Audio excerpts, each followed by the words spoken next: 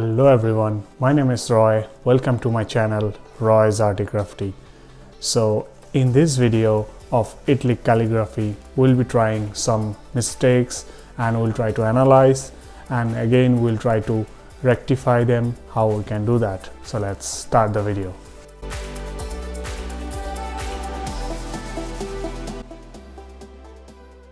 So now we'll be trying some letters like I, T and J. So they look similar and they have the same structure. So now we are writing the T. So we can see clearly that the body part is very similar to I. So now let's try the J. So they are same but very specific, or we can say minute differences are there, but they should be properly done. This example is to show like how we can write. So we can see the I. Next we'll be seeing the T and the J. So the flourish, which is number 4 in T, it can be done according to your wish. So it can be longer or shorter. So similarly in J, it can be written. So now we'll be seeing letters like G and C, and they have a similar structure of semicircle. So we are doing such exercises or trying these kind of letters to specify the exact shape and differences. Like that is a common mistake we do, like while we are trying, they should be unique and each letter should be written, or it should appear according to their shape correctly. Now we will be seeing how to write these letters correctly. So you can see the example of C. Now we'll see the G. So it is similar, but we have to write properly and correctly. Similarly, we'll be seeing or trying other letters. So let's see.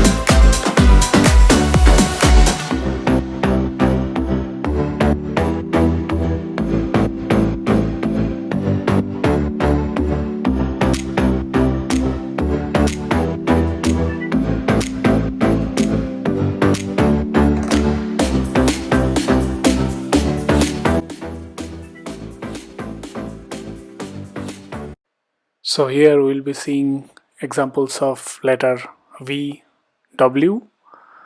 So the diagonal strokes in letters V, W will require a flatter pen angle of about 30 degree, and it should not be 40 degree, which means the lines will be thinner. So now the angle of W should remain same for both the two parts. So here, so the first and the second should match. The angle should match and the space should be same. Now let's try some examples of letters M and N. So similar to the W, it's a reverse of in case of M. So the angle and both the parts should look same and it should have same space. And for the N as well, both the lines should be parallel, but the N should be aligned to the 5 or 6 or 7 degree of the letter slope. So this example of N is correct. So now the N is correct and it is seen properly. So now let's move to other letters like B and D. So the shape should remain same even though the lines would be thinner due to another stroke, or in case of D as well, like the shape should not change. So in the second case of D, that is wrong because the shape has deteriorated. So third example is correct.